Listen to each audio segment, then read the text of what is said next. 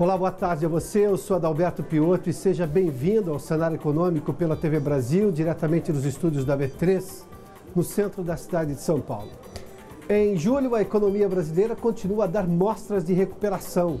Os números do monitor do PIB da Fundação Getúlio Vargas apontam um crescimento em todos os comparativos no início deste segundo semestre. Em Brasília, a campanha do ministro da Fazenda pela reforma da Previdência continua. Na posse da nova Procuradora-Geral, Henrique Meirelles disse que a reforma é vital para que o país comece um novo capítulo em sua história com equilíbrio fiscal. E a Bolsa de Valores bate seu próprio recorde na abertura da semana. Hoje, pela primeira vez, chegou a superar os 76 mil pontos durante o dia. O cenário econômico está no ar.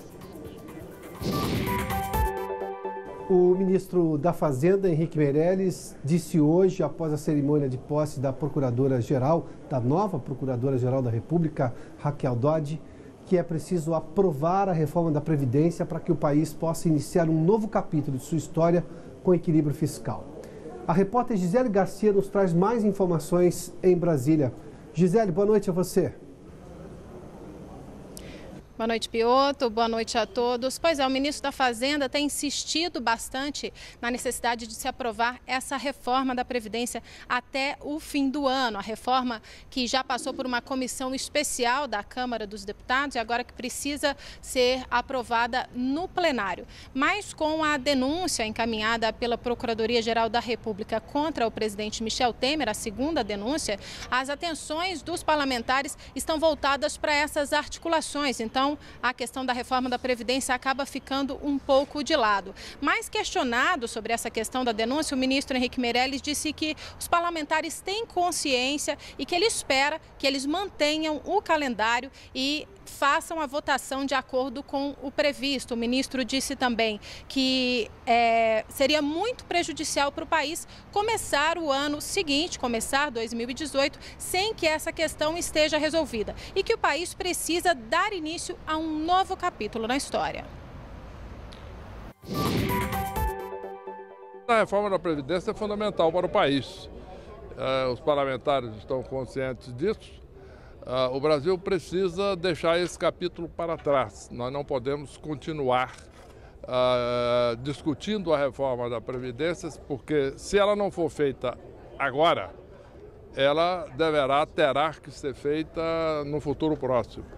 Então nós não podemos correr o risco de entrar no ano de 18 ainda com a Previdência pendente, ou pior ainda, iniciarmos o próximo governo com uma discussão de reforma da Previdência.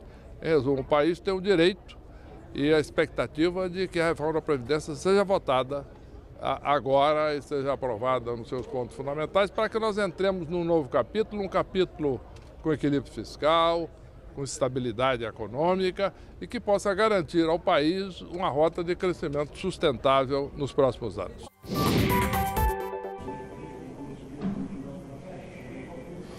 Eu conversei hoje com um analista de mercado e ele fez a seguinte menção sobre a situação da economia e esse momento da política que pode de novo trazer, digamos, conturbar novamente o andamento da economia.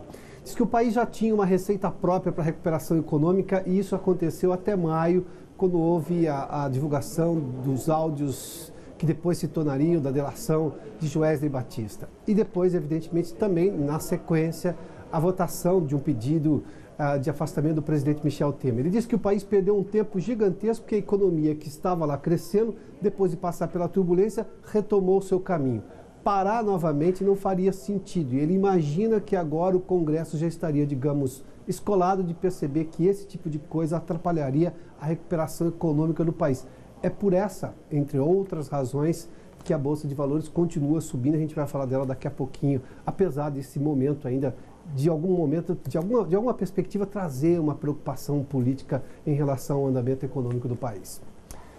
A indústria da fundição está voltando a crescer, puxada pela recuperação da produção de veículos. Vamos à redação da TV Brasil em São Paulo conversar com Vanessa Casalino, que tem os detalhes dessa expansão. Vanessa, boa noite.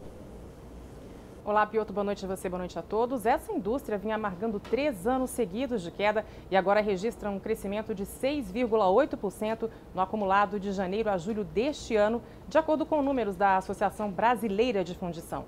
uma expansão puxada principalmente pela retomada da indústria automobilística.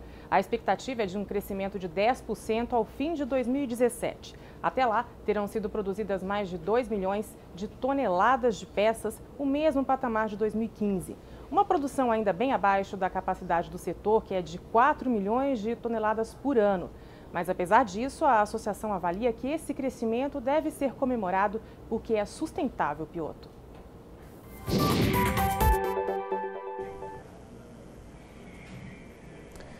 E a Fundação Getúlio Vargas divulgou hoje a segunda prévia do IGPM do mês de setembro.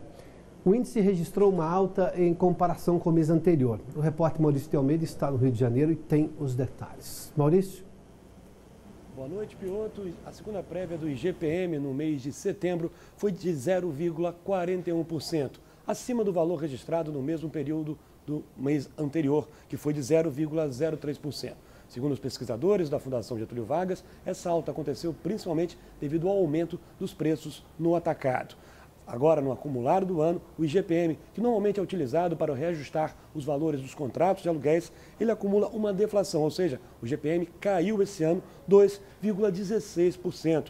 No acumulado dos últimos 12 meses, o IGPM tem uma deflação de 1,51%. A Fundação Getúlio Vargas também divulgou o Índice Nacional da Construção Civil. Na segunda prévia de setembro, ele ficou em 0,22%, abaixo do que foi registrado no mesmo período de agosto, que foi 0,31%. Piotr.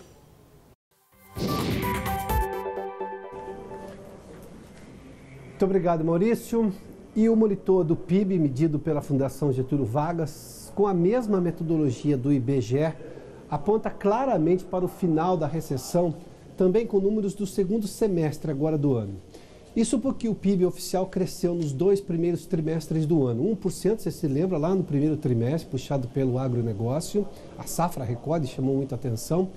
E 0,2% do segundo trimestre, que superaram esses dois crescimentos. Os 2 trimestres positivos superaram os 2 anos consecutivos de recessão em 2015 e 2016, que trouxeram a enorme crise econômica da qual ainda sentimos os efeitos.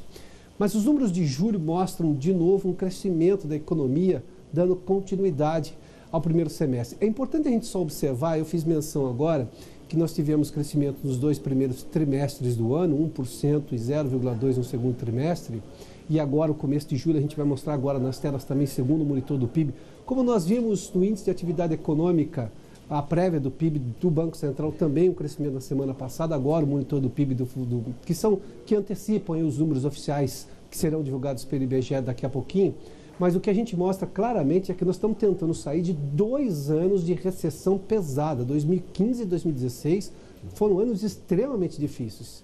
Aliás, a maior crise da nossa história econômica. Agora, esse crescimento é extremamente importante porque está se saindo de um buraco gigantesco. Vamos dar uma olhadinha nas telas aí, o que a gente tem de informação. Está ali, olha, julho agora, um crescimento se comparado a junho deste ano de 0,1%. Quando a gente pega julho deste ano com julho do ano passado, ou seja, julho de 2017 agora, com julho de 2016, o crescimento foi ainda maior, 1,3%, o que mostra como o ano passado foi bem ruim. No trimestre maio, junho, julho, esse é o que se chama de trimestre móvel, houve um crescimento de 0,6%. Isso é comparado justamente quando a gente olha para o trimestre anterior, que termina em abril, ou seja, abril, março e fevereiro. Nesse trimestre agora, maio, junho e julho, esse crescimento de 0,6%. Ou seja, em todos os comparativos, nesse começo do segundo semestre, os números são todos fechados de julho, porque leva um pouco mais para se apurar os números de agosto, que já seria o segundo mês do terceiro trimestre. Em todos esses comparativos há crescimento, há recuperação econômica. E isso, evidentemente, já chama muito a atenção, porque são vários os números e vários institutos, ou seja, várias as pesquisas que têm mostrado essa recuperação econômica. E tem uma aposta muito grande, porque o segundo semestre do ano sempre é mais aquecido do que o primeiro semestre. Nós tivemos, claro, o impacto da agricultura, do agronegócio, só que o impacto da agricultura não termina ali. A safra termina ali. Nós temos uma pequena safra agora, na verdade, que é uma pequena safra, mas vai ser uma safrona de milho, mas tem também todo o impacto que o agronegócio traz, ou seja, na indústria de fornecimento de subsídios, por exemplo, de uma série de coisas ali, ou seja, de máquina, de equipamento. Isso tudo influencia na economia como um todo. Vamos à segunda tela para fazer um outro comparativo ali. Olha, o que chamou a atenção agora nessa medição de julho agora. A agropecuária cresceu 11,7%. Aqui tem pouco da safra já. A safra maior estava no primeiro trimestre. E o consumo das famílias, que não crescia há muito tempo, teve um crescimento de 1,9%. Consumo das famílias em economia tem dois aspectos. Evidentemente, nós temos ali para mensurar. Mas, primeiramente, é confiança na economia e, evidentemente, é as pessoas começarem a ter renda. Como é que a gente explica, por exemplo, o fato de ter renda? Há uma explicação simplista no mundo da economia dizendo assim, foi a liberação das contas inativas do fundo de garantia. Isso não faz todo esse esforço. Há também recuperação do emprego, como a gente tem mostrado ali. E a queda da inflação faz com que as pessoas, o poder de compra dos salários aumente. É o que a gente está vendo ali. Ou seja, há uma série de movimentos. E claro, com tudo isso aumenta a confiança, as pessoas voltam a comprar também. Bom, daqui a pouco nós temos os números do mercado financeiro. A Bolsa hoje ultrapassou 76 mil pontos pela primeira vez na sua história durante o pregão de hoje. Recuou um pouquinho no final do dia, mas se manteve em alta, resultado de uma série de melhoras da economia, como nós vimos no monitor do PIB e do cenário político, mesmo com esses movimentos que não interferiram ainda na visão dos investidores. Nós voltamos sem instantes aqui no cenário econômico. E já de volta ao estúdio do Centro de Operações da Bolsa, nós vamos ver então o dia histórico do Ibovespa e do dólar. Hoje ultrapassou 76 mil pontos o Ibovespa nesse mercado com otimismo. Os investidores aqui da Bolsa estão extremamente otimistas com a economia. Vamos dar uma olhadinha no Ibovespa, então. Fechou com um pouquinho abaixo de 76 mil pontos, uma alta de 0,30% a 75.990 pontos. É sim um recorde, apesar dessa baixinha que teve em relação a 76 mil pontos. E o dólar teve uma alta de 0,64% a R$ 3,13. Só falando ainda sobre Ibovespa, há toda uma preocupação também. Uma das coisas uma das ações que puxaram o Ibovespa para baixo e impediram uma alta maior foi justamente da JBS. A gente fala isso com muita frequência aqui, porque a JBS, desde a operação Carifraca, até a época era o maior frigorífico do país, sempre fica aqui no radar dos investidores, faz parte do Ibovespa, e depois da delação de Wesley Batista, tornou-se uma ação muito volátil, ou seja, há momentos de muito otimismo e pessimismo em relação a ela. Hoje, especificamente, as ações que dão direito a voto, ou seja, as ações da JBS ON, caíram 3,95%, cotadas a R$ 8,50, um destaque de baixa do Ibovespa. Isso tudo porque há toda uma discussão do mercado financeiro em relação a quem comandaria a JBS, visto que os dois irmãos continuam presos. Wesley e Joesley Batista estão presos. O pai vai assumir a companhia e o mercado está apostando numa gestão profissional, coisa que, pelo visto, não vai acontecer e fez com que as ações caíssem hoje no pregão aqui da Bolsa. E as montadoras GM e Volkswagen estão convocando proprietários de mais de 7 milhões de veículos na China por causa dos chamados, a gente já falou deles aqui, airbags mortais. Vamos falar novamente com a Vanessa Casalino sobre esse recall. Aliás, se é na China, acaba sendo tudo gigantesco, né? Vanessa, nos traga informações sobre isso. De novo, o problema dos airbags, né? É verdade, Piotr, como você disse, números gigantescos, né? Os airbags mortais são da marca japonesa Takata e vêm sendo chamados assim porque pelo menos 16 mortes estão sendo atribuídas a defeitos nesses airbags por especialistas. São mais de 2 milhões e 500 mil veículos da GM que têm de passar pelo recall e quase 5 milhões de veículos da Volkswagen, Piotr.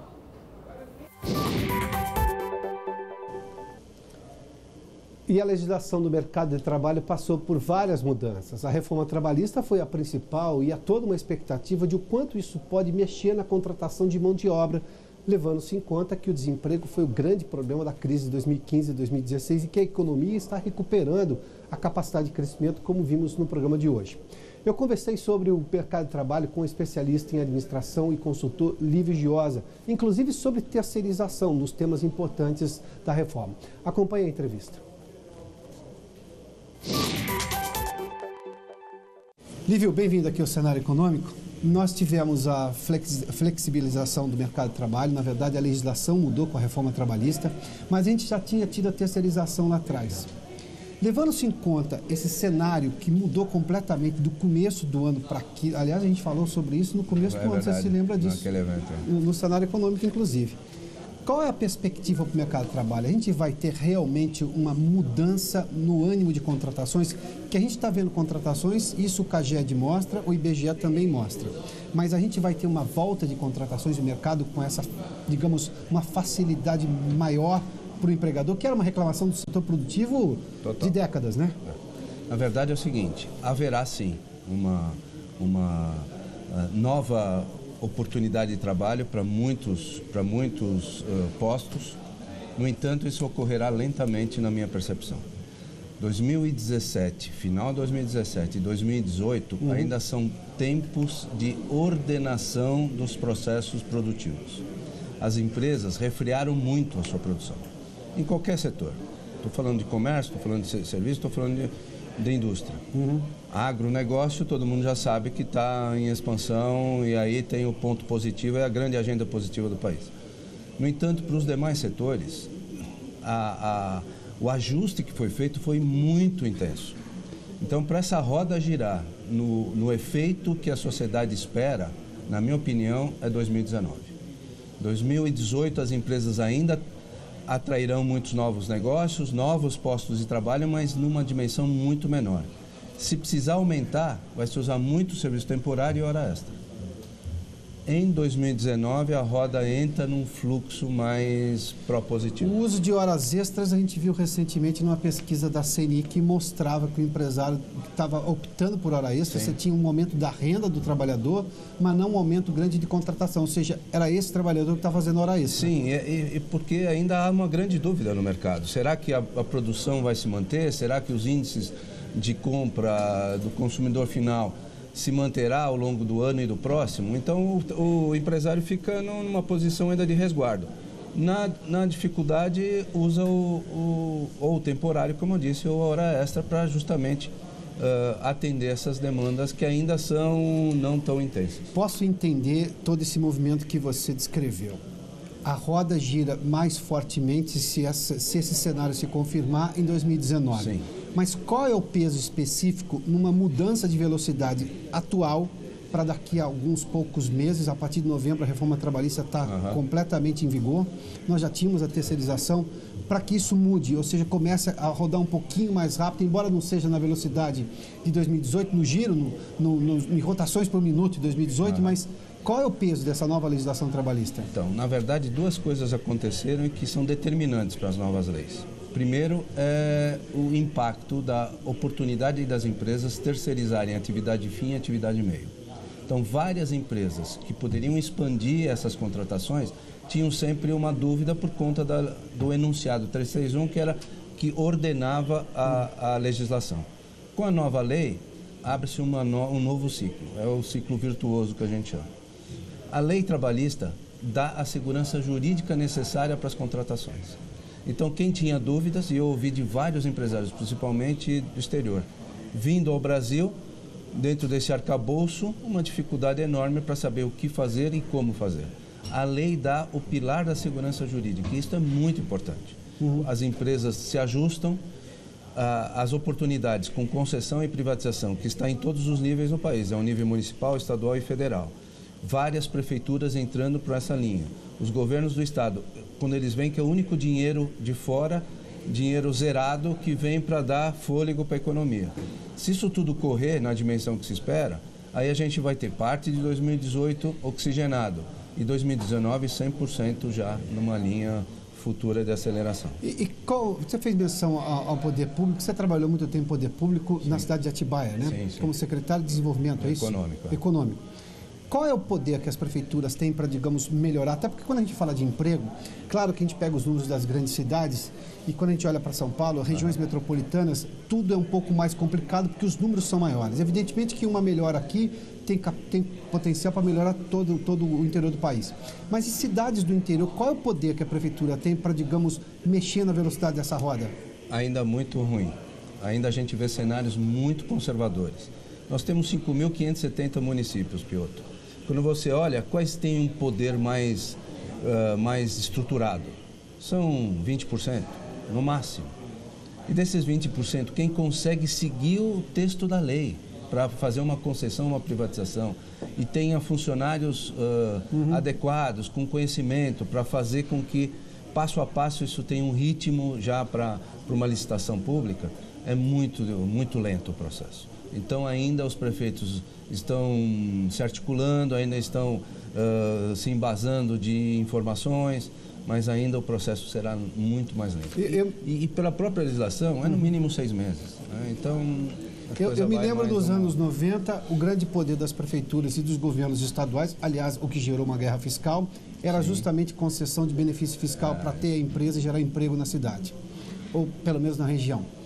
Agora, isso já está sendo discutido. Há um limite, porque o caixa das prefeituras e dos estados não permite esse tipo de coisa mais. Ninguém mais está fazendo isso. Os ditos distritos industriais foram criados, saíram de cena. E qual que é a outra ferramenta que o município pode ter? O legislador municipal e o prefeito, ele tem a ferramenta das leis municipais, o IPTU, o ISS, o ITBI, alguma coisa que ele pode identificar. Mostrar para o empresário que a população daquela cidade, sobretudo se for uma cidade média ou pequena, que a prefeitura está fazendo cursos de melhora profissional, de instrução. Isso é positivo.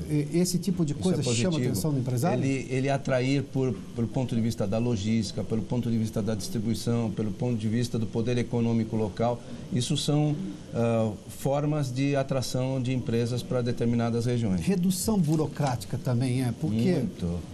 Abrir uma empresa rapidamente, ter um bom relacionamento com a CETESB. A CETESB é um ponto nevrálgico dessa discussão, porque toda abertura de empresa tem que passar pela CETESB. É um funil, é isso? É um funil. E se for indústria, se for de alto risco.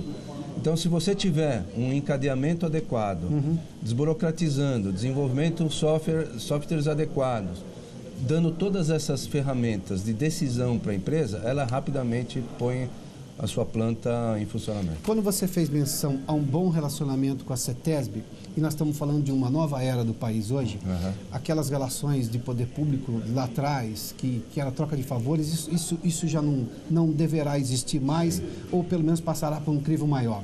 O que é esse bom relacionamento? Um relacionamento institucional e célere, é isso que permite à empresa resolver problemas ambientais, de impacto ambiental, para ela poder se instalar, é isso? É isso. Dá para fazer isso? Dá. O que a gente precisa é que haja uma percepção, uma conscientização do legislador e do executivo público, no sentido de entender que nós estamos num novo momento do país, vis-à-vis o que está ocorrendo no mundo. Ou a gente acelera, ou nós nos tornamos mais competitivos, ou não tem espaço para o Brasil. E isso demanda muito conhecimento do poder público. E mais que isso, vontade política. Vontade política para realizar, vontade política para fazer mais com menos problemas. Isso em todos os níveis, o municipal, o estadual e o federal. Quer dizer, há uma corrente do poder público que precisa ser saneada, otimizada, acelerada, mas a gente não vê esse cenário. A gente não está vendo isso. Tendo em vista o momento político que o país vive. Isto não está permeado nos níveis de modo a que a gente possa dizer com clareza que o município, o estado e a federação, eu estou falando do Brasil, né? Claro. É muito comum a gente pensar um pouco mais em São Paulo, mas nós estamos falando no país. Como é que isso se ordena? Não há uma filosofia, não há um planejamento estratégico voltado para esse nível de atendimento. Há uma ação ali, uma ação acolá, e isso mas não custa muito dinheiro para o poder público, né? É só ter a percepção macroestruturante.